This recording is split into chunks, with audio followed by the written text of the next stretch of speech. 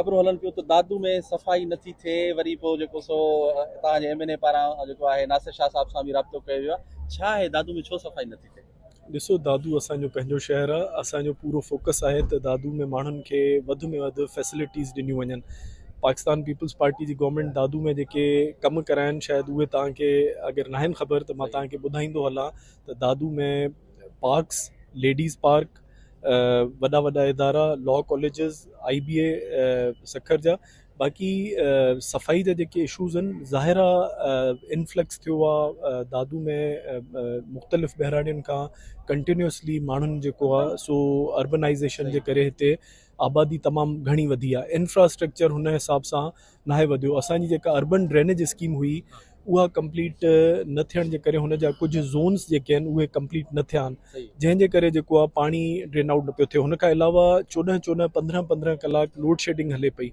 Load shedding जे करे जेके तव्हांजूं drainage schemes आहिनि उन्हनि में हालांकि जनरेटर्स त यूज़ थियनि पिया, पर उन्हनि जे करे लोड शेडिंग जेका इलेक्ट्रिक ते ड्रेन आउट थिए थो त उहो हुन ते नथो थिए। त असां ज़ाहिर आहे दादू असांजो बेस आहे, असांजो तक आहे, हुतां पीपल्स पार्टी हमेशह खटी आहे।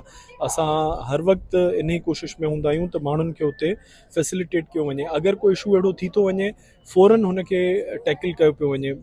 बरसातूं, बारिशूं वग़ैरह जेके थियूं मुख़्तलिफ़, तव्हां ॾिसो त तमामु घणी 400 500 मिलीलीटर जॾहिं बारिशूं पियूं थियनि, ॿिए ॾींहं ते पाणी जेको आहे पूरे शहर जो ड्रेन आउट कयो पियो वञे। हाणे अहिड़ा इशूज़ थियनि था, पर फ़ौरन एडमिनिस्ट्रेशन पंहिंजो हुन में अमल में अचे थी, फ़ौरन हुन पाणी खे जेको आहे उतां निकाल कयो थो वञे। मैडम, ये MKM की चेयरमैनशिप पे क्या झगड़ा है? ये आप एक दूसरे को पता नहीं गाली गलौज तक आ गए हैं, आप क्या कहेंगे इस पे? ये तो मेरे ख्याल से रिपीट टेलीकास्ट है। अच्छा।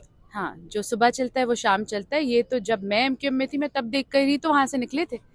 ये उस वक्त भी लड़ते थे, उस वक्त भी झगड़ते थे, उस वक्त भी चेयरमैनशिप की लड़ाई थी।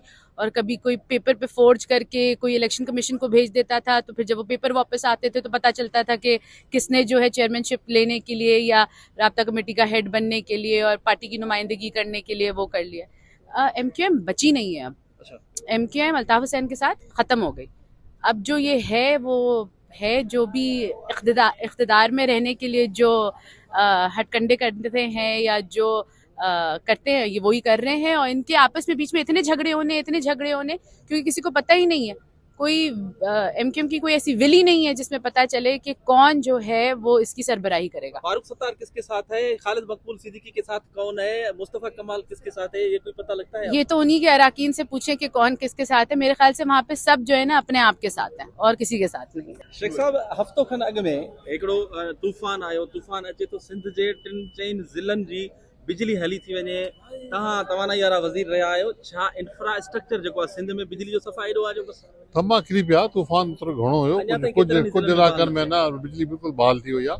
शिकारपुर भी उनमें शामिल हुयो, पर बिजली बहाल थी वई आहे। उते सेप्को वारनि वॾी महिनत कई।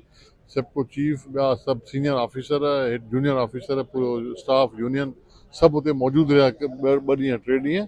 ऐं उन्हनि असांजा दोस्त बि उते मौजूदु हुआ जेके शिकारपुर सां तालुक़ु रखनि था, इन कम खे डील कंदा आहिनि। ऐं उहो मां सम्झां थो त वॾी महिनत खां पोइ उन्हनि बिजली बहाल कराई आहे। ऐं एमरजेंसी हुई, हाणे मसइलो कान्हे को।